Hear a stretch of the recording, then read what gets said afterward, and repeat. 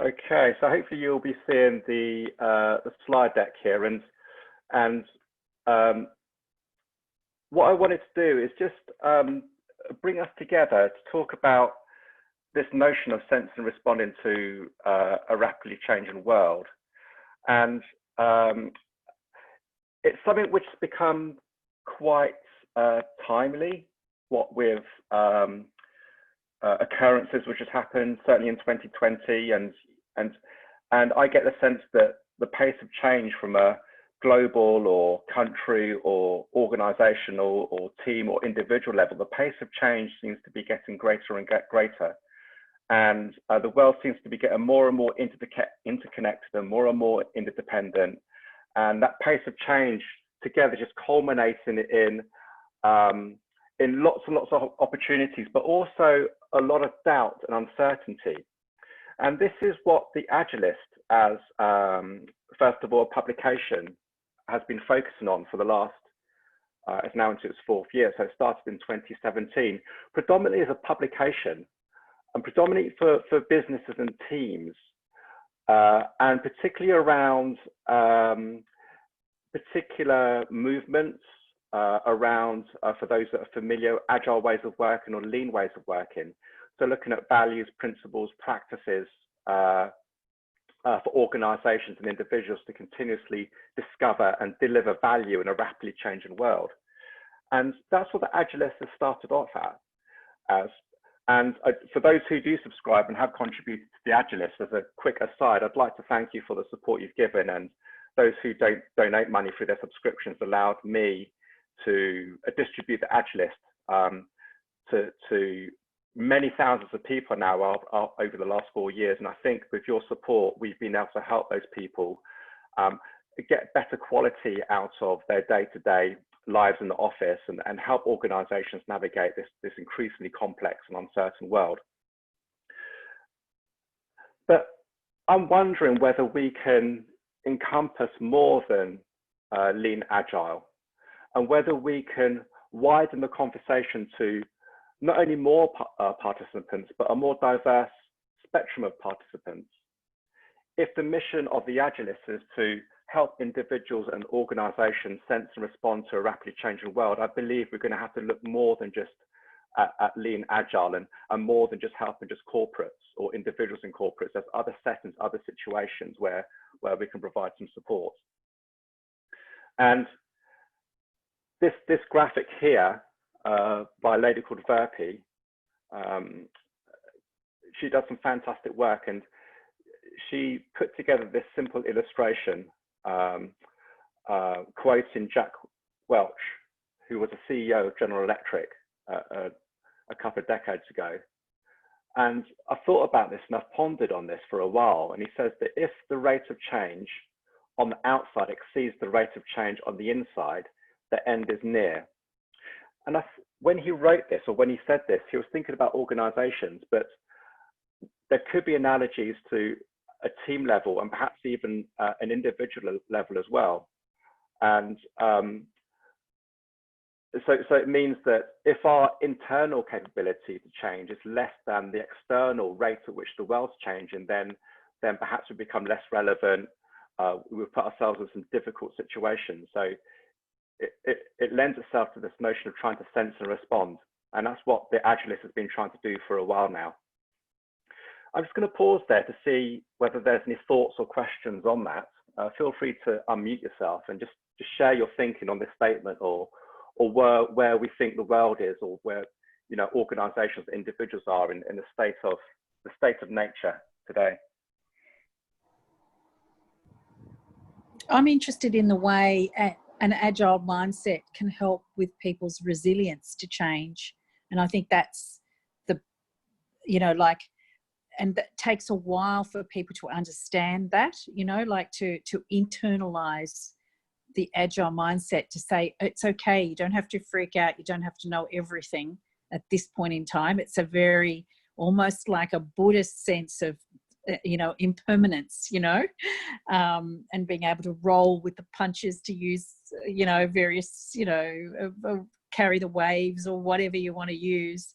That's what I'm interested in. I started working on this a cultural change model, a corporate cultural change model before COVID happened, and I was about to release part 2 of the article, and I just thought, wow, like I'm not getting enough people into everyone's just panicking, you know what I mean? Like they're demonstrating exactly the opposite of what I wanted to talk about. So I'm really pleased to have connected with this group, because I feel it's going to be really good.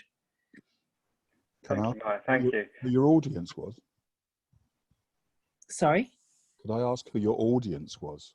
Because you're saying they were resistant, and I'm just wondering who the audience was, because I was a LinkedIn article. So it was a worldwide thing rather than a corporate thing or a personal thing. Yeah, I started through my connections, because I haven't been very active on LinkedIn, because when I was in Australia, I was just doing something different, you know, that didn't really work with LinkedIn. But when I moved to Europe, principally Ireland, because I was the corporate trainer in engineering management skills, I upgraded and did the Agile Project Management Institute course on Agile, and, you know, brought in a lot of stuff that, you know, I had studied in engineering management many, many years ago, you know, reintroducing Kanban and all that in different contexts for me. So I already knew what sort of, but the packaging is different now, obviously. So I had been using a corporate change, a cultural change management model that I developed many years ago, and I wanted to link it in with the agile mindset, because it just seems right, you know, to start to bringing all this together. And so I got some good feedback from a CEO in a managing director of Kobe Steel in Japan, which was good, and he's, you know, a couple of people involved in other, you know, at higher levels. So yeah. Anyway, I was thinking more of this Welsh quote being more around industry, and it's interesting when you say people are very reactive.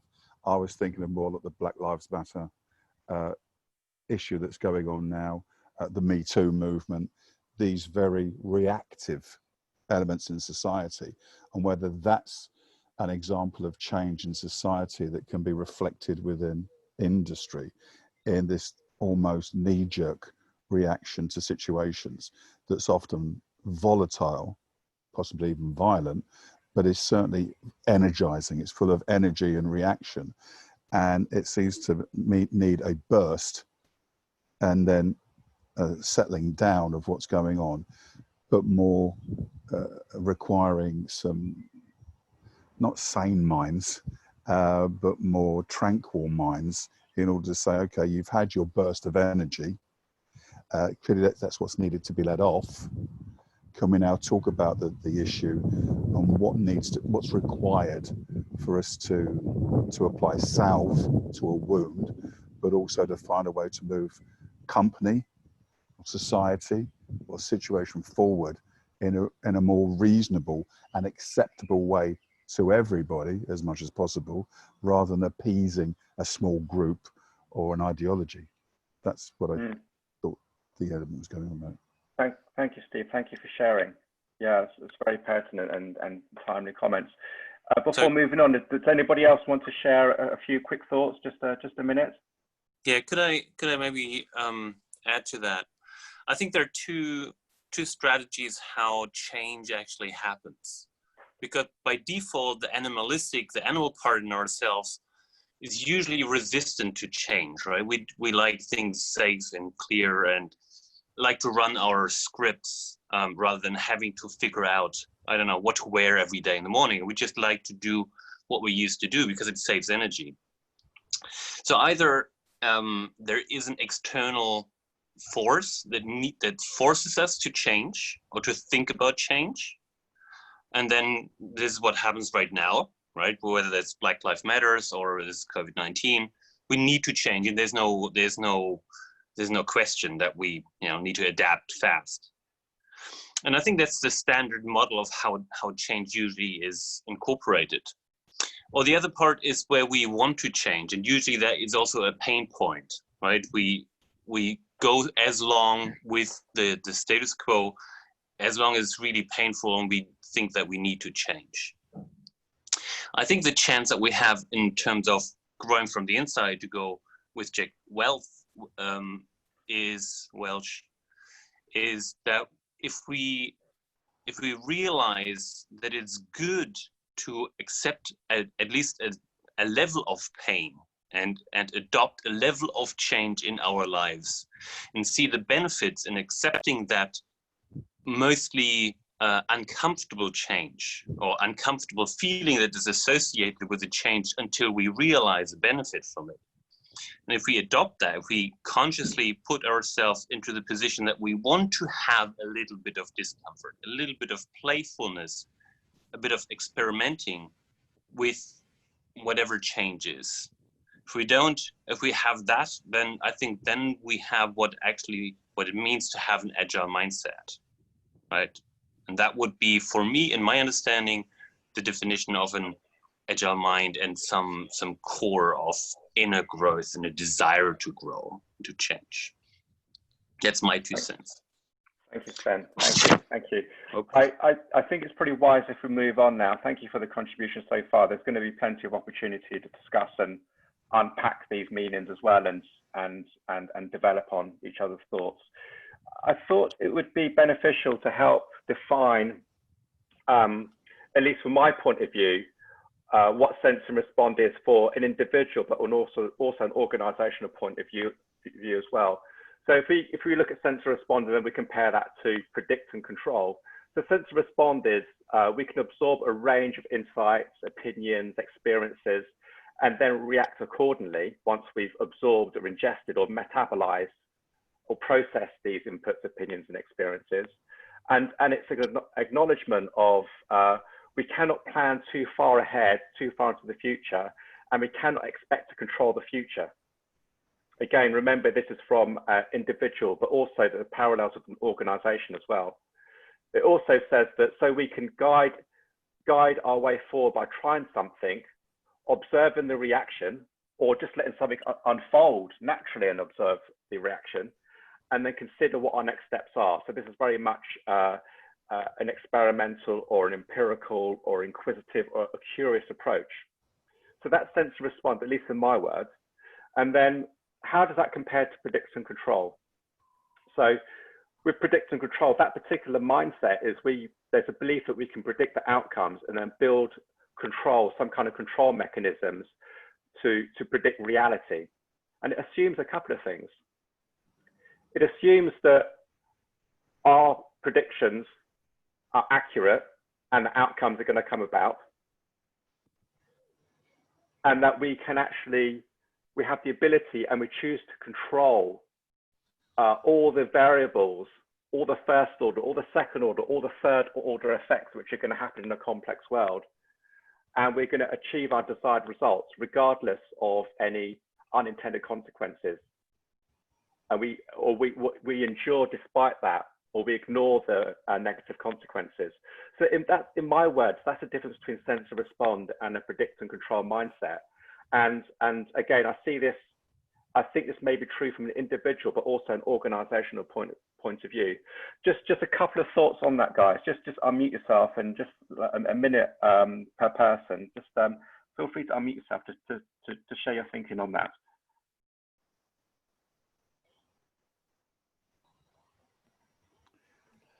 I like the point, while enduring or ignoring negative consequences, and I have seen that way too many times in companies that pretend to be agile.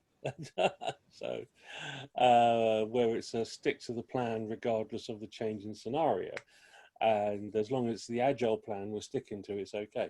But that, that just made me think of that. Thank you.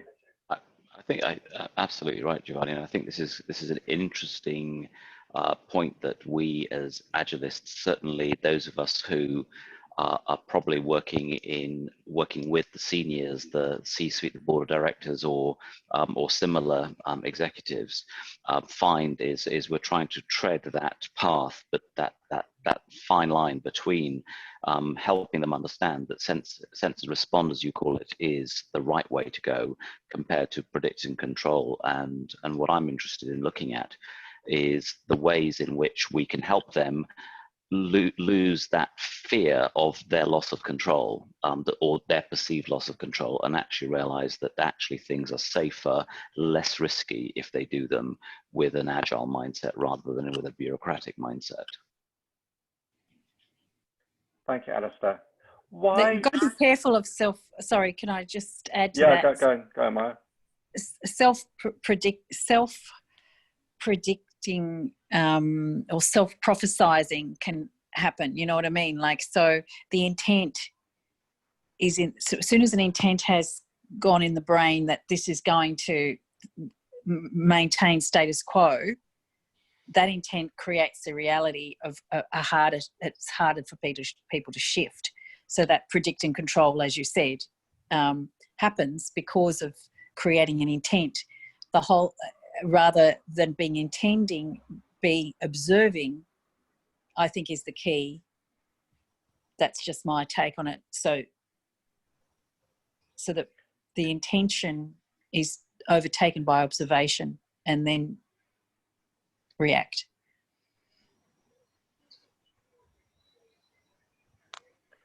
Thank you. And why predict and control must have some value in some situations?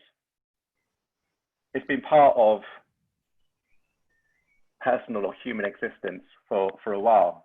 Giovanni, I think you just put your hand up there. Why is predict and control valuable? Just unpack that a little bit. There's a really good video series by Mike Conn and Mountain Goat Software, where he describes his first job in a burger house, and that's where the predict and control really works. You put the burger on the conveyor belt, and it goes through the broiler. If they want it well done, you put the burger 2 inches to the left, and it's a little bit better done. It works for repetitive work, but for complex new work, which is the sort of work that we're mostly dealing with, for stuff that's never been done before, you can't predict and control in that way. And it's, I could find the link and share it in the comments later. But is that not the difference between prediction and practice? Because you're describing, or it seems here is a description of prediction, which most humans would like to have the skill of, which they don't. However, it's required in a lot in business. I'm getting the sense that a lot of you guys are business orientated. So I should sort of fess up to say that I'm not business orientated. That's not my area of expertise. So forgive me if I'm speaking out of turn.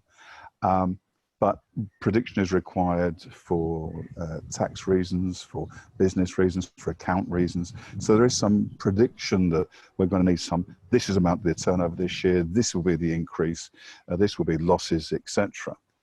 But they're guesstimates, not real predictions, they're guesstimates, because the idea of prediction is seeing into the future and making an accurate guess at what will happen. These are always guesses. The idea of knowing where a burger will be or a burger won't be is from a position of practice. This is what we've practiced over a period of time, and we find that just to the left or just to the right has an increase. If you do that, we can imagine that you will be successful. That's not a prediction as far as I understand the word prediction. But because we cannot predict, but business requires us to predict, then what that does create is anxiety. That, to some extent, my argument, you can use that prediction control scenario for cooking burgers, but much less so for producing some, complex software, But software is also as predictable like a burger is. Are we not talking about more like a randomized reaction in the world, what the possible change of community, change of worldview, change of politics, socioeconomic shifts, weather, climate shifts. These are, to all intents and purposes, unpredictable, yet a prediction seems to be placed upon people. We require weathermen to give us a prediction. Now, they can do guesstimates, they can do mathematical ideas, they can look to astronomy, they can look to shifts in pattern, heat rises and falls. But prediction as such is a guesstimate, it's a guess, not foresight. But it's a requirement in business to have foresight. And that will create, or tends to create in many people, unless they have a personality disorder, in which case they don't really care very much. But it will create in people that are non-personality disordered anxiety. And it's that anxiety that creates this fear, where a sense and respond would be more beneficial. Sense of mindfulness and being in the moment will also be beneficial for these people. But Brianna, Brianna, I think you've had your hand up for a while. Do you want to chip in? I was just thinking, yeah, something I wanted to add is predict and control works great for political campaigns. And right now I'm in the middle of election season and I'm dealing with 250 plus county judges who don't answer to each other. They're all elected and they're all on the same level. But you have to have some kind of uniformity to make a decision. But the way you win campaigns, and especially if you want to cater to a very fear-mongering kind of mentality, is this very predict and control situation. If you're looking at, in the case of, in my particular case, dealing with law enforcement in terms of who's running for sheriff and who's running for county judge. And most of the campaigns that come out focus very heavily on predict and control, because sense and respond doesn't sound like you can handle a situation at all. That's the short version of what I wanted to share. Thank you. And JF, you've got your hand up as well. Yes. Part of my question, I think, for the group is, are we really trying to predict things, or are we trying to have a specific intentional direction, right? In the reason why we want to do control. For me, I think for someone to be truly having that agile mindset, you have to have a little bit of both in this regard. One of the more, shall I say, salacious quotes that I heard during the very early days of Agile, and I won't name who made this quote, was, "It's funny how all these Agile founders have actually very controlling personalities. They actually want to control the content and the intellectual property that they've unleashed out." And this is kind of what you see happening currently today with, let's say, the differences between Scrum.org and Scrum.inc and all these others, where they're all, in some sense, partially bickering as well, right? Thank you. And Brett, let's go to Brett and let's go to Sven, and then we're going to move on to the next piece of the meetup. So Brett, if you'd like to unmute or just say what you'd like to share. Yeah, I mean, listening to the descriptions there of burger flipping versus things, I mean, we all know the theory of ordered versus unordered, complex, complicated, etc. But human nature doesn't understand that, and intellectually, yes, but emotionally, no. It's natural for any animal, never mind humans, to want to control towards an outcome. Anyone, whether you're building something technically or business, you know the outcome you're shooting for, whether or not you've got good data to back up the hypothesis. And it's human nature to want to control. So I don't think it's an intellectual thing about describing types of work. It's purely an emotional one about how do you get people to see the possibilities of balancing, trying to control towards an outcome, but sensing whether you're going in the right direction or not and being prepared to change that. Thank you, Brett. And Sven. I think I very much agree with Brett. Just to corroborate, I think, or just to get my point clear, or our point, I don't know. I think predict and control are inaccurate words, right? In a complex system, we cannot predict and we cannot control. I think a lot has been said about prediction, but I think the same is true for control. We can't control what our people are doing, right? We have a sense of control and we would like to predict. So I think predict and control applies to physical and chemical things, right? We know that if we cook the burger at that temperature, if the burger is so much in this form, it'll cook for so long. But for anything more complex, it doesn't work. So I think the choice of the words has a political implication, right? We're trying to sell something. We're trying to sell an emotion. And we still see how people buy into that. It's a bit like any major project I don't think there's any major project that has not run over budget and has run over time. So if we sell a plan how to, I don't know, dig a tunnel or build a railway line, we come up with an estimate. And this is probably, in terms of usual practices, the very best case scenario. And everybody agrees to it because it sounds good. And it is more reasonable to say, okay, we spend 100 billion, then it's probably going to be 300 billion, right? So I think we all agree subconsciously that things are wrong. We know that we're cheating ourselves. We know that it can't be right, but we like to adhere to it, right? We still use the terms predicting and controlling, even though that we are guessing and we're not controlling, but we kind of trying to limit the edge cases around it. Yeah, I can understand that. Thank you, Sven. Let's move on. And the next slide I'm going to build up as a bit of a montage. And what I'm wanting to emphasize with this is that I know predominantly a lot of us are in the business space and maybe in a technology or software space. But again, if we think about the mission, at least for the Agilist, is being able to help individuals and organizations, all organizations adapt to an increasingly dynamic and complex world. I think it's more than just software and digital, and it's more than just business, in fact, as well. So with that, I'll just build up the next slide. So what we have here is we've got businesses that need to compete and remain relevant. They need to be able to continue delivering value to stakeholders, their customers, or the beneficiaries. We've got unanticipated black swan events that we may not have predicted 6 months ago. That's something that we've got to deal with. That's increasing uncertainty. We've got education in this vastly complex world. There seems to be an arms race in education. A quick story on that.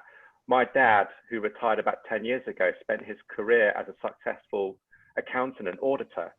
He went into his first job in around 20 without any qualifications whatsoever. But he built up his qualifications in conjunction with the experiences and opportunities that was presented to him.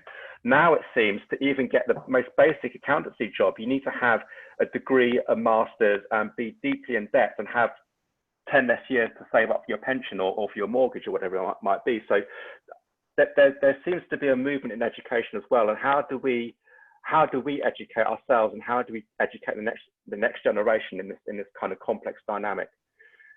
Something else which is similar is the career, the tenure that we have in each place that we get employed, or our contracts that we may have with a contract seem to be getting shorter and shorter. There's a dynamic there, so that's something else where we need to support individuals and organizations. Work-life balance, so particularly with the situation we're in here, where most of us are in lockdown, we have to work from home. So how do we juggle the work-life balance? There's lots of freedoms, lots of constraints which have been open, but there's some other challenges which we've had to deal with. Financial security, so the pound, dollar, yen, euro in our pocket seems to be getting weaker and weaker due to lots of different circumstances, globalization, automation, all kinds of macro factors that are affecting us on a very, very personal level. What about our financial ambitions for ourselves or for our family? There's issues around our place in society. or how we recognize and interact as a society, there seems to be a movement happening here, and the pace of change seems to be getting faster and faster. We seem to be gleaning or getting a lot of our information about society through social media, for example. And also social media is presenting some opportunities, but also some threats and some dangers around kind of status anxiety, for example. And then finally, families and parenthood as well, is that, that there are many opportunities, but also many fears and anxieties around raising the younger generations in this world that's becoming more and more complex. How do we help them navigate in this complex world? So those are some of the areas that I wanted to cover, just to extend it beyond extend our horizons beyond where we may be operating from an individual team or organizational point of view. What I'd like to do, I first thought of doing this as a breakout, but the discussions are so rich with everyone in the same room. We'll keep this in the same room. So what I'd like to do is just discuss sense respond versus predictive control in these suggested areas. So I've spoken about business, I've spoken about the black swan events such as COVID, change in education, career, work-life balance, and so on and so forth. And what would be quite nice is just to pause there and think to ourselves about a particular focus on the left-hand side here, which we identify with, and feel free to choose something else beyond this group of 8 suggestions I've made, and think about the consequences from remaining in a predict and control mindset versus a sense and respond mindset. So again, just think about these 8 areas or some other area, and how would you recommend, or how would you suggest we navigate the increasing complexities and uncertainties based on these 8 or something else that may come to mind?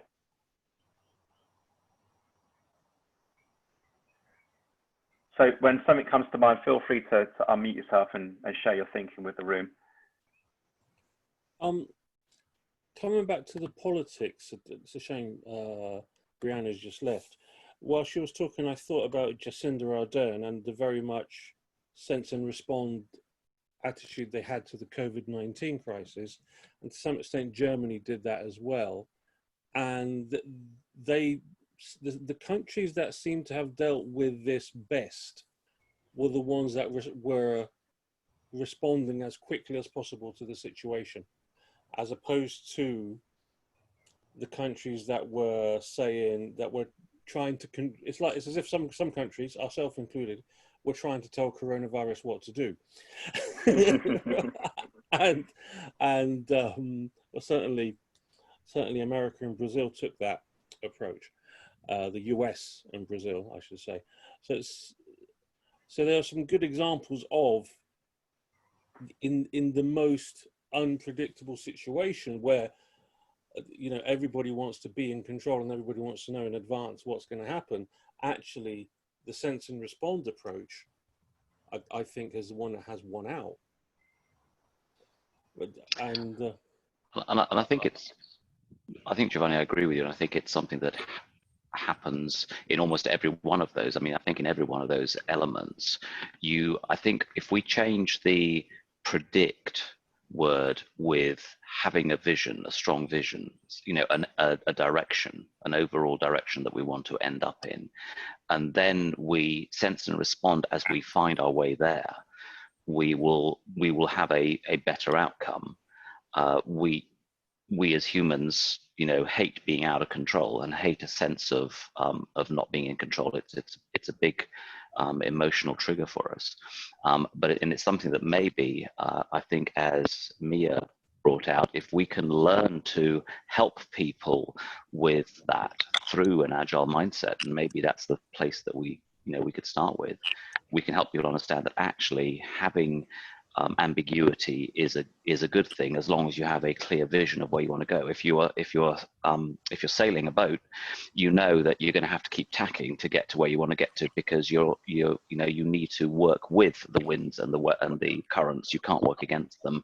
Although you want to go from here to A to B, you're going to get there by going in a very circuitous route, but you will eventually get there if you relax and respond to change. Maybe. I think, yeah, I just wanted to add something. Oh, Giovanni was pointed out and was this idea of sense and respond in comparison to the other types of responses, particularly the British. I'm wondering whether that relates to the politicisation of the disease, in the sense that if we place control on people, how are they going to react, rather than actually trying to observe the disease and make, observation in the sense of the most logical thing would be test, test, test. The countries that did well in the initial outset were the ones that went and tested as the first step. Would you agree? So that's testing was a form of observation. That's how I see it. Yeah, you agree, yeah. I got the thumbs up from Giovanni. In this scenario, the first step to of the sense and respond is test, test, test, and then respond with I didn't mention South Korea because theirs was a very controlling approach to coronavirus, but they were responding to the tests and they were telling people to isolate. So, and they didn't, to the point where, as far as I'm aware, they didn't need a lockdown. But yeah, it goes against the human psyche. But the sailing a boat analogy, I've written that down because I think that's a great idea, because you're tacking with the wind or against the wind, but you still have an outcome, you still have a destination. And that's such a good analogy. I've written it down. I forgot who said that a second ago. Alistair, I think. Yeah. Well, working with the present. Really, you can't do anything else when you're on a boat. And keeping you've got to work with the present. Your outcomes. And I don't know if anyone else has worked with OKRs, objectives and key results. I have a little bit, and I actually think there's some value in those. In having OKRs, especially when they're team driven rather than force fed downwards. And then that's the problem. If they're force fed downwards, you go back into a prediction control scenario. I should shut up for a minute. No, it's fine. Spenno's had his hand up and he's unmuted himself as well. So I know he's keen to say something. And then maybe pass on to Felix. I've just seen him unmute himself. Yeah, sure. I just like to add to the sailboat scenario, because I really like that a lot myself. Right? I think it is really awesome. I used it a ton in the past, and I think the question is whether we determine where we need to go with the sailing boat, whether we need to reach point B, or what the objective is. If the objective is to cross the Atlantic Ocean, then the other coast of the Atlantic Ocean is the aim. Or whether it's a specific harbor, or whether if we are on vacation, maybe it's a good time to say, okay, it doesn't necessarily mean that we need to sail there, but we need to have a good time for the next 2 weeks, because otherwise it'll be time really not well spent. So I think the sailboat scenario also works in terms of that, where Giovanni comes in, determining what the OKRs are, right? What is the actual result that we want to gain from sailing? Is it to reach that particular harbor? And if so, why is that so important? And if it is, and if it is fine, right? Completely fine. Or is it the journey, right? Is it to have a good time? Or is it to kick the tires of the boat? And I think no, absolutely right, Sven. And I think the important thing there is that and I think this is where we move into the area that is I'm a bit passionate about, which is having the right, a strong and the right type of leadership within an agile framework, within an agile context. With a lot of people, we obviously talk about autonomy, mastery, purpose. We talk about self-organizing teams. We talk about all these things. And there is a question out there, which is, well, where does leadership fit into all this? And my argument is, or my premise is actually that leadership is even more important, but it's the right type of leadership that is important. Because if we have command and control leadership, that's where I see agile teams just falling over within about 8 months, give or take. But whereas if you have, emotionally intelligent, enabling servant leadership, allowing people to just, do their amazing stuff as us humans are designed to do, then you have some amazing results. And I think that, I'm enjoying listening to you guys talking, because I'm kind of going like, yeah, there are enough of us around who probably get this, that we can really make a difference and help people. And it's the leadership that takes on the fears of the group, right? A proper strong leader takes on the fears of the group and then manages those for them, so that you don't have to be in a constant control environment, but you can actually be in a, hey guys, it's all going to be okay. Let's go. Let's look at the results that we've done, and you keep pointing people back to successes, and you keep encouraging them about the future. And we haven't taken our eye off the ultimate goal, whatever that was, and so forth. Maybe something around that. But, even the term leadership implies control.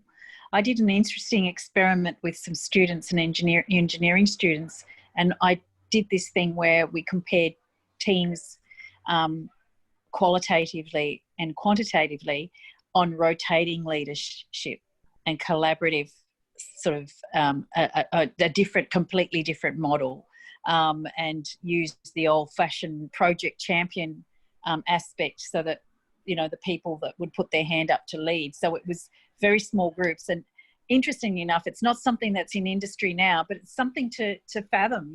Fathom the unfathomable. That there is no such thing as a leader. That the leadership is a temporal thing. Interesting. I'm just putting that out there. Yeah, no, that's an interesting possibility in development. Just want to go to a few other people as well. Maybe Philippe, Steve, then Brett. I know Brett's had his hand up for a while. Philippe, I saw you unmute yourself for a moment. Did you want to share something? Yeah, I don't think there's any black and white in what we're talking about. You've got value chains, and some elements of value chain might be more at an element of novelty and uncertainty, and indeed Agile applies to that.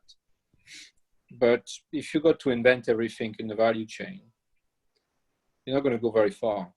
And you have to be able to realize some elements that are certain, like your delivery process, for instance. If you roll the dice every time you deliver software, you're not going to go very far. And for things like this, and the nature of it is that you need to industrialize what you do over time, so you can rely on it. And talking about, in abstraction, about complexity, I think is the wrong sort of thing in a way. That some elements are in complexity and recognizing those, and I need to rely on elements that are not in complexity, and we equally need to realize those so we can give the adequate response, and we have the adequate foundation to give the adequate response. Otherwise, we never build a foundation. And also another point was, I was quite happy with how the UK government treated COVID, in the sense that they give a lot of responsibility to people to make judgments. I'm not sure it was the right thing to do.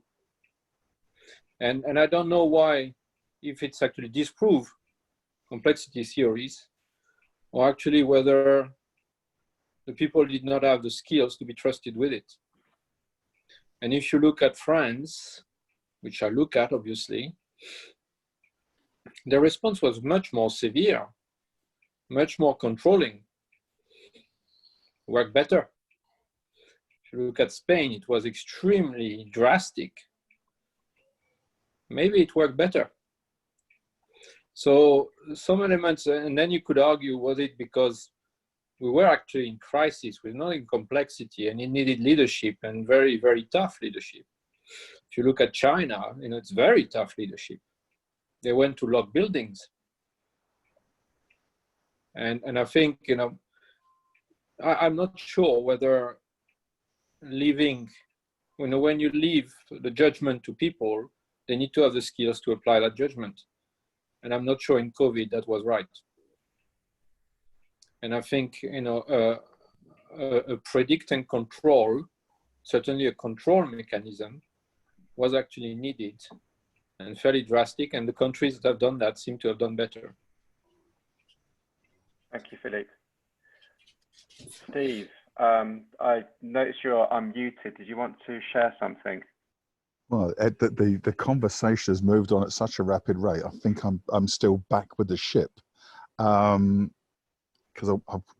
I wanted to add to the ship analogy, because I actually use the analogy a lot in my own work. Is that it is about the journey. It is also about your destination, but it's a requirement that whatever journey you're on, you avoid up and coming issues. Even the greatest sail ships have to sail around islands. They don't go through them. Old ships have to look carefully at rocks that they might founder against. So you have to have some element of prediction if you have maps, but also guidance from a captain to get you around issues. However, that said, leaving that alone, I quite like what's just being said about the reaction to COVID. I think that the problem is we tend to have a mindset about societies from times gone by. So what struck me as surprising, and I think it also shocked the government, the British government, is people's requirement for leadership and their reaction to suggestion. So when the government said, stay home, don't go out, protect the NHS, they did it so much that it was a shock to the government, because pretty much everyone stayed at home and no one did absolutely anything. What's come out to me is the amount of people that are still terrifically frightened to leave their homes because they believe some bogeyman or some virus is going to get them. And so they won't do anything to expose themselves to existence, even though we're talking about a greater reduction of infection, freedom to open up more shops and do more things.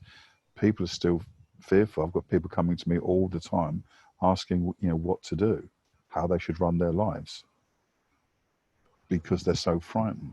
The government, in their leadership, created fear with the hope that people would have some common sense, and common sense isn't overly common, unfortunately. Thank you, Steve. We have 2 or 3 minutes left, so we're looking to close. Brett, do you have your hand raised? Do you want to share some thoughts? Yeah, just briefly. For me, it's about language. I'm probably going back a few in the conversation stack now. I tend to think of objective and plan as kind of on a continuum rather than completely different things. And I think words like control, I think language is very important in getting people to accept things. So we talked about testing and those companies that are very reactive to testing. There are still elements of plan there. They were planning how to do the testing. They were planning what they would do based on a testing result. They had a plan in place for if one person protected and was positive, they then would execute a plan. For me, it's about the scope of the plan. And I think maybe going back to what Philippe was saying about mixing that can be planned, that's known and that there isn't. So I think it's about I use the word brittleness more than control, and in trying to not sort of completely say it's absolutely binary, it's got to be this or this. Thank you, Brett. Thank you. And thank you, everyone, for the rich contributions. There's always a fear when you do something for the first time that I'm just going to be listening to, and not really have and interaction. So it has been a real kind of many-to-many discussion. So that's what I was driving for, and it's been absolutely fantastic. Just in closing, we weren't really able to get to the next areas where I wanted to dive into these particular areas. By the way, I think I'm hearing myself echo. So if you're not on mute, just pop yourself on mute for a moment. That'd be good. So some areas that I wanted to dive into, perhaps on another call that I'll schedule in a few weeks' time, is looking around psychology, decision-making, strategy, ways of working, going back to the education and training, looking at transformation, so catalyze a profound change in individuals and organizations to find and deliver value. Talking about resilience, the ability for an individual or an organization or a country to be able to bounce back from a shock event. And then also career development as well. So the next time we have this call, we can dive into some of these, and perhaps there's some other areas that you guys want to talk about. So just in wrapping up, I'd like to say thank you. Thank you for being on this call. Thank you for also those who have subscribed and are making a small donation each month to receive the Agilist. The Agilist, again, its mission is to help individuals and organizations sense to respond to a rapidly changing world. If you want to subscribe to it or contribute to it, just hit that URL there. Also, the subscribers are invited to a Slack channel as well. So it's a forum where people could discuss these things, what's in their mind. It's a forum for mutual support as well. So once you subscribe to the Agilist, you're also invited to the Slack channel as well. It's just hit 1/2 the hour. So again, thank you so much, and look out for the next meetup. All the best, guys. Fabulous. Thank you so much. Thank you, Dean. Thank you. you. Looking forward to the Thanks, next everyone. one. Nice to Take meet care, you all. everyone. Much appreciated. That was really Cheers. interesting. It was. Take care. Well done, Dean. All Great the best. stuff. That's it. Thank you. Thank you very much. Cheers. Bye. Thank you. Bye.